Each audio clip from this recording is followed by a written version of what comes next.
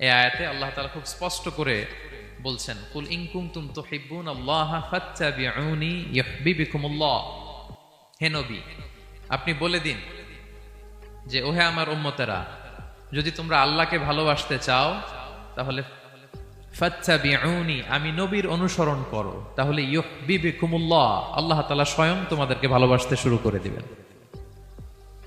বিশ্বনবীর ভালোবাসা ছাড়া, বিশ্বনবীকে অনুসরণ করা ছাড়া আল্লাহর ভালোবাসা কশিনকালেও পাওয়া যাবে। কাজী নজরুল ইসলাম খুব চমৎকার করে ওনার কবিতায় লিখেছেন, আল্লাহকে যে পাইতে চায় হাজরাতের অনুসরণে, আরশ কুরসি লৌহ কালাম না চাইতে পেয়েছে সে, রসুল নামের রশি ধরে যেতে হবে খোদার ঘরে, নদী তরঙ্গে যে পড়েছে ভাই দরিয়াতে সে আপনি মেশে, হাজরাতের অনুসরণে আরশ কুরসি লৌহ কালাম না চাইতে পেয়েছে সে। সুবহানাল্লাহ পড়েন। রাসূল সাল্লাল্লাহু আলাইহি ইসলামের অনুসরণের মধ্য দিয়ে আল্লাহ তাআলার ভালোবাসাটা অর্জন করতে হবে। এর বাইরে যে আল্লাহ তাআলার ভালোবাসা কঠিনকালেও পাওয়া যাবে না। এবং রাসূল সাল্লাল্লাহু আলাইহি ওয়াসাল্লাম ঠিক যতটুকু করেছেন ঠিক অতটুকুই করতে হবে, এর চেয়ে বেশি করা যাবে না। রাসূল সাল্লাল্লাহু আলাইহি ইসলামের চাইতে কি বেশি মুত্তাকি হওয়া সম্ভব? সবাই বলেন নাই। রাসূল সাল্লাল্লাহু আলাইহি ইসলামের চাইতে বেশি বুজুর্গ হওয়া সম্ভব? উনার চাইতে বেশি আল্লাহওয়ালা হওয়া সম্ভব? উনার চাইতে বেশি আল্লাহ তাআলার কাছে প্রিয় ব্যক্তিত্ব হওয়া সম্ভব না, কঠিনকালে অসম্ভব। রাসূল সাল্লাল্লাহু আলাইহি ইসলামের সময়কালে কিছু সাহাবারা রাসূল সাল্লাল্লাহু আলাইহি ইসলামের স্ত্রীদের কাছে জানতে চেয়েছিল যে উম্মুল মুমিনিন, আপনারা বলুন যে রাসূল সাল্লাল্লাহু আলাইহি ইসলামের আমল কেমন ছিল, আমরা তো মসজিদে দেখি, বাইরে দেখি, ঘরে ওনার আমল কেমন আমাদের জানতে বড্ড মনে চায়। তো রাসূল সাল্লাল্লাহু আলাইহি ওয়াসাল্লামের স্ত্রীরা বললেন যে উনি এমন এমন আমল করেন, এইভাবে নফল রোজা রাখেন, শেষ রাতে তাহাজ্জুদ পড়েন, এইভাবে তাসবিহ পড়েন, কোরআন তেলাওয়াত করেন, জিকির করেন। তো হাদিসে এসেছে যে কাআন্নাহুম তাকাল্লুহা, তাদের কাছে এটা কেমন যেন কম মনে হইল। তারা একটা বড় এক্সপেকটেশন নিয়ে আসছিল, মানে বিশাল একটা, রাসূল সাল্লাল্লাহু আলাইহি ওয়াসাল্লাম সব নবীদের নবী, না জানে কি আমল করে ঘরের ভিতরে। কিন্তু যখন রাসূল সাল্লাল্লাহু আলাইহি ওয়াসাল্লাম স্ত্রীদের কাছে শুনলো এই আমল তিনি করেন ঘরের ভিতরে, ওনারা হতাশ। হায় রে, ভাবছিলাম এত এত আমল করে, এই মাত্র এরকম আমল করে, এগুলো তো আমরাও করি। কাআন্নাহুম তাকাল্লুহা, হাদিসে এসেছে ওনাদের কাছে এটা খুব কম মনে হইলো। তো তারা একে অপরকে বলতে লাগলো যে এর কারণ হচ্ছে কদ গুফিরা লাহু মা তাকাদ্দামা মিন যামবিহি ওয়া মা তাআখার। আল্লাহ তাআলা তো রাসূল সাল্লাল্লাহু আলাইহি ওয়াসাল্লামের আগের পরের সব গুনাহ মাফ করে দিয়েছে। ওনার তো আদতে কোনো গুনাহই নাই, কিন্তু আল্লাহ তাআলার ঘোষণা হচ্ছে নবী হে, আপনার আগের পরের সব গুনাহ আমি মাফ করে দিলাম। তো সাহাবারা বলতেছেন এর কারণ হচ্ছে ওনার কোনো গুনাহই নাই, সব মাফ, এজন্য ওনার কম করলেও হয়, আমাদের তো এত কম করলে চলবে না। কথা বুঝতে পেরেছেন? তো ওনারা ভাবলো যে না, আমাদের তো আমল বাড়াইতে হবে। তো কি করতে হবে? একজন বলল আমি সারা রাত নামাজ পড়বো, আমি আর ঘুমাবো না। এখন থেকে সারা রাত কি করব? নামাজ পড়বো, আমি আর ঘুমাবো না। আরেকজন বলল তাহলে আমি সারা বছর রোজা রাখবো, রোজা ভাঙবো না, সারা বছর টানা রোজা, যেহেতু বেশি বেশি করতে হবে। আরেকজন বলল আমি স্ত্রীদের সাথে আর মেলামেশা করবো না, আমার স্ত্রীদের সাথে আমি আমার মতো বৈরাগ্য জীবনযাপন করব। তো এই কথা যখন রাসূল সাল্লাল্লাহু আলাইহি ওয়াসাল্লাম শুনলেন, রাসূল সাল্লাল্লাহু আলাইহি ওয়াসাল্লাম ওনাদেরকে ডেকে পাঠালেন। ডেকে বললেন আনতুমুল্লাযীনা কুলতুম কাযা ওয়া কাযা, তোমরা কি এমনটা এমনটা বলছো? তারা ভয়ে বলতেছে ইয়া রাসূলুল্লাহ, জি আমরা তো এরকম করে ফেলছি, বলে ফেলছি। তখন রাসূল সাল্লাল্লাহু আলাইহি ওয়াসাল্লাম বললেন ওয়াল্লাহি ইন্নী লা আখশাকুম লিল্লাহি ওয়া আতকাকুম লাহু, আল্লাহর শপথ করে বলছি আমি তোমাদের মধ্য থেকে আল্লাহকে সবচেয়ে বেশি ভয় পাই, আমি সবচেয়ে বড় মুত্তাকি, আমার চেয়ে বেশি কেউ আল্লাহকে ভয় পেতে পারে না। তা আমি সবচেয়ে বড় মুত্তাকি, আমি সবচেয়ে বেশি আল্লাহর প্রিয় ভাজন, আমি আল্লাহর সবচেয়ে বেশি ভয় পাই। এরপরেও আমি রাতে ঘুমাই, আবার নামাজও পড়ি, সোম বৃহস্পতিবারে রোজা রাখি, বাকি দিনগুলোতে আমি খাই। আমার তো 11 জন স্ত্রী, আমি সবার সাথে মেলামেশা করি। কই স্ত্রী মেলামেশায়, রোজা রাখা না রাখায়, রাতে ঘুম এবং তাহাজ্জুদ, এই যে ব্যালেন্স করে যে আমি জীবন পরিচালনা করি, এতে আমার মোত্তাকি হইতে তো কোনো সমস্যা হয়নি। আমি শ্রেষ্ঠ নবীর এই মর্যাদা অক্ষুণ্ণ রাখতে তো আমার সমস্যা হয়নি, কিন্তু তোমাদের সমস্যা কোথায়? তখন তিনি একটা অসাধারণ উক্তি করেছিলেন। তিনি বলেছিলেন, ফামান রাগিবা আন সুন্নতি ফালাইসা মিন্নি, যে আমার সুন্নতকে অবজ্ঞা করে, মানে আমার যে পন্থা এটা অনুসরণ না করে অন্য কিছু যে করতে চায়, ফালাইসা মিন্নি, সে আমার দলভুক্ত নয়। আল্লাহু আকবার! কি ভারসাম্যবোধ, কি ব্যালেন্সড লাইফস্টাইল, কি পরিমিতি বোধ তিনি আমাদের শিখিয়েছেন। তাহলে বোঝা গেল সারা রাত ইবাদত করলেই ওইটা শ্রেষ্ঠ ইবাদত হয় না। কারণ রাসূল সাল্লাল্লাহু আলাইহি ওয়াসাল্লাম ঘুমাতেন, আবার ইবাদত করতেন, স্ত্রীদের সাথে মিলতেন, সামাজিক কাজ করতেন, মাঝে মাঝে নফল রোজা রাখতেন, মাঝে মাঝে অনেকদিন রাখতেন না। This is balance, this is Islam. এবং এর চেয়ে শ্রেষ্ঠ ইসলাম আর হতে পারে না। তার মানে বোঝা গেল রাসূল সাল্লাল্লাহু আলাইহি ওয়াসাল্লামের চাইতে যদি এক কাঠি বেশি বোঝেন আপনি, এটা ইসলাম হবে? এটা হবে বাড়াবাড়ি, ঠিক কি না? রাসূল সাল্লাল্লাহু আলাইহি ওয়াসাল্লাম যেমনটি করেছেন ঠিক তেমনটি করার নাম ইসলাম। এবং এভাবেই আল্লাহ তাআলার ভালোবাসা পাওয়া সম্ভব, এছাড়া পাওয়া সম্ভব।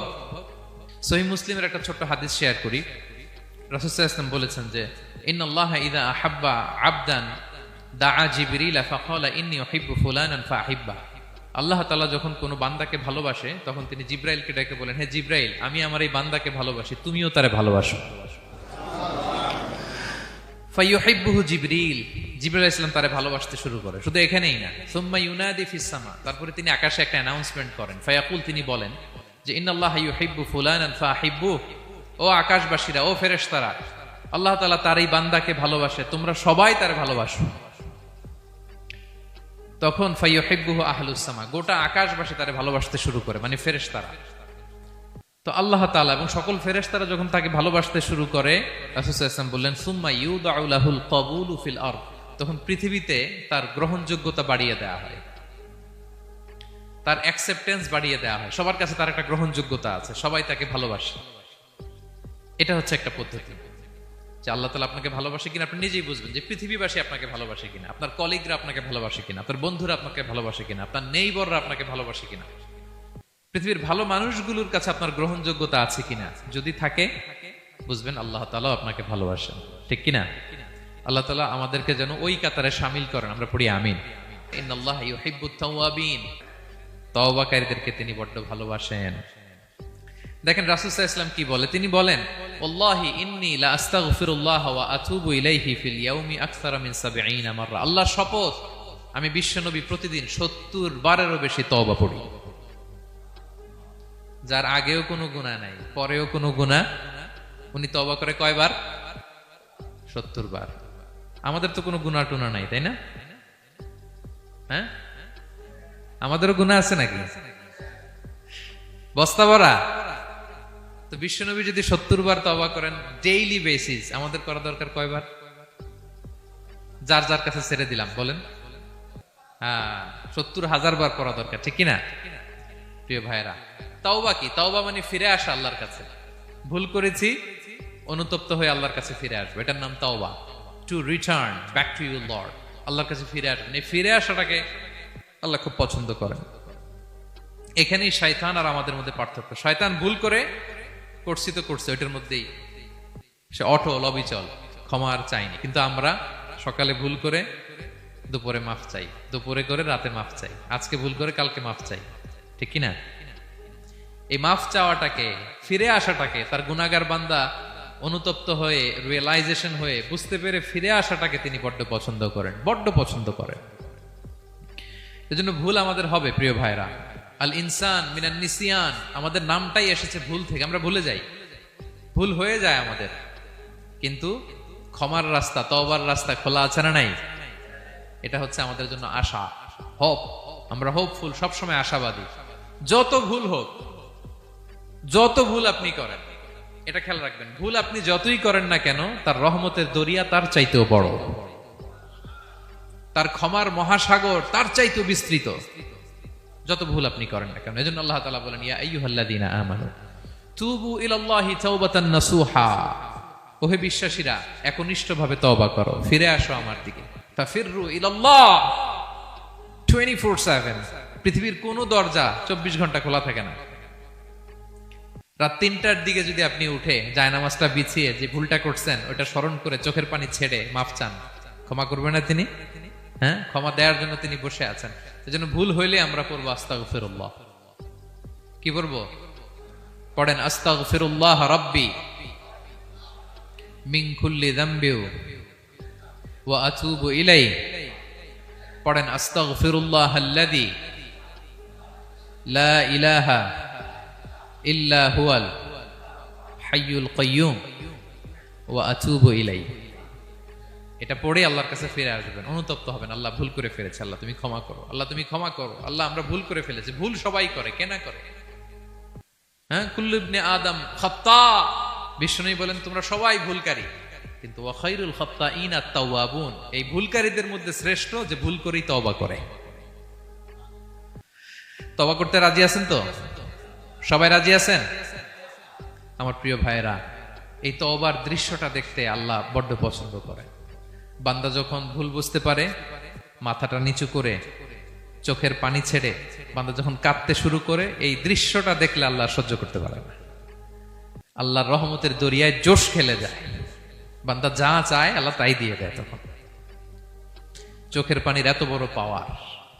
এজন্য আমরা ভুল করে যেন অটল না থাকি, আল্লাহর কাছে যেন ক্ষমা চাই, আমরা যেন ফিরে আসি তার দরবারে। তার দরবার সবসময় খোলা।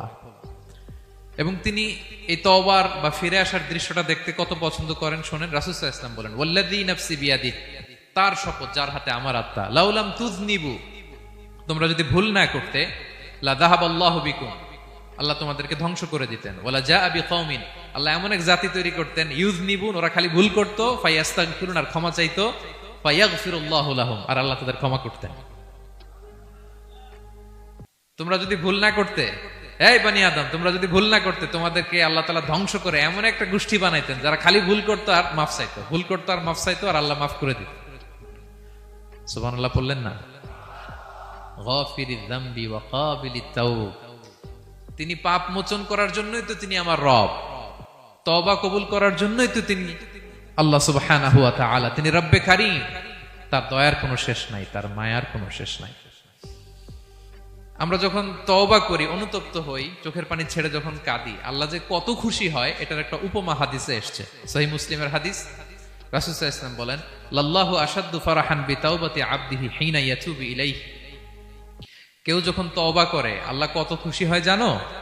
শোনো, ওই ব্যক্তির চাইতে আল্লাহ বেশি খুশি হয়ে যায় যে ব্যক্তি মরুভূমিতে সফরে বেরিয়েছে, সাথে তার বাহন বা উট, ওই উটের মধ্যেই তার পানি বা খাবার, হঠাৎ করে উটটা হারায় গেছে। শুনতেছেন? মরুভূমিতে উট নিয়ে বের হয়েছিল সফরে, উটের মধ্যে তার পানি, তার খাবার, তার বেঁচে থাকার সমস্ত মাধ্যম, কিন্তু হঠাৎ করে উট কি হয়ে গেছে? হারায় গেছে। উট খুঁজে আর পায় না, দৌড়াতে দৌড়াতে হয়রান। কত দৌড়াবে? ধুধু মরু প্রান্তর, কয়েক ঘন্টা দৌড়ালেই তো সে তৃষ্ণার্ত হয়ে মারা যাবে। দৌড়াতে দৌড়াতে হাঁপাতে হাঁপাতে শেষ, জীবনের আশাও শেষ, যে উট যেহেতু পাই নাই, আজকে সারাদিন দৌড়ালে তো তৃষ্ণা আমি মারাই যাব রাতে। তো জীবনের আশা ভরসা শেষ করে হাঁটতে হাঁটতে হাঁপাতে হাঁপাতে হঠাৎ একটা গাছের সন্ধান পেল। ওই গাছের নিচে যে এত ক্লান্ত, তৃষ্ণার্ত, হাঁপাতে হাঁপাতে ঘুমায় গেছে, হতাশ, আমার বাঁচার আর কোনো মাধ্যম নাই, আমার উট হারায় গেছে, ওইখানেই পানি, ওইখানেই খাবার। ক্লান্ত শ্রান্ত হয়ে তৃষ্ণার চোটে ঘুম চলে আসছে। হঠাৎ ঘুম থেকে জেগে ওঠে, উটটা পাশেই দাঁড়ায় আছে। যে ওটের উপরে তার পানি এবং খাবার ছিল, পুরা মরুভূমিতে দৌড়াইতে দৌড়াইতে আবার সন্ধ্যাবেলায় এসে মালিকের সামনে দাঁড়ায় আছে। সে ঘুম থেকে উঠে তাড়াতাড়ি করে রশি ধরে ফেলছে উটের। পুরোটা হাদিসের অনুবাদ শোনাচ্ছি। তো উটের রশি ধরে বেচারা এত খুশি, এত খুশি, এত খুশি, যে খুশির চোটে ও বলতে আরম্ভ করছে, আল্লাহুম্মা আনতা আবদি ওয়া আনা রাব্বুক, আল্লাহ তুমি আমার গোলাম, আমি তোমার রব, তুমি দয়া করে এই ওটটা ফিরাই দিছো, আজকে তুমি ওটটা ফিরাই না দিলে আমি তো মরে যেতাম। আল্লাহ প্রশংসা তোমার। খুশির চোটে। কিসের চোটে? খুশির চোটে কথা উল্টায় গেছে। সে এত খুশি, সে আনন্দে এত উদ্বেলিত, এত খুশি, সে বলতেছে আল্লাহ, আল্লাহুম্মা আনতা আবদি, আল্লাহ তুমি আমার গোলাম। খুশিতে আল্লাহুম্মা আনতা আবদি, আল্লাহ তুমি আমার গোলাম, ওয়া আনা রাব্বুক, আমি তোমার রব, তোমার দরবারে লাখো কোটি শুকরিয়া। আল্লাহ কেঁদে কেঁদে বলতেছে। তা আল্লাহ বলে, ওইরকম একটা পরিস্থিতিতে যে তার জীবনের আশা ছেড়েই দিয়েছিল, হঠাৎ করে ওট ফিরে পাওয়ার পরে খুশির চোটে সে যখন আমি আল্লাহরে ওর গোলাম বানায় আর ওরে আমার রব বানায়, ওই লোকটা ওই মুহূর্তে ঠিক যত খুশি, আমার কোনো বান্দা তওবা করে যখন আমার কাছে ফিরে আসে, আমি আল্লাহ ওই বান্দার উপর তার চাইতে বেশি খুশি হয়ে যায়। লাল্লাহু আশাদ্দু ফারাহা। ওই ব্যক্তি কত খুশি হইলে আল্লাহর গোলাম বানায়, কত খুশি হইলে সে সেন্স হারায় ফেলে যে আল্লাহ তুমি আমার গোলাম, আমি তোমার রব। কখন বলে? খুশিতে সে মাতোয়ারা। আল্লাহ বলে ওই মাতোয়ারা ব্যক্তি ওই মুহূর্তে যত খুশি, আমার কোনো বান্দা ভুল করে বোঝার পরে যখন চোখের পানি ছেড়ে আমার কাছে তওবা করে, আমি আল্লাহ তার চাইতে বেশি খুশি হয়ে যা। তওবা করবেন তো? করবেন করবেন। ইন্নাল্লাহা ইউহিব্বুত তাওয়াবিন। আল্লাহ তাআলা তওবাকারীদের বড় ভালোবাসেন আমার ভাই।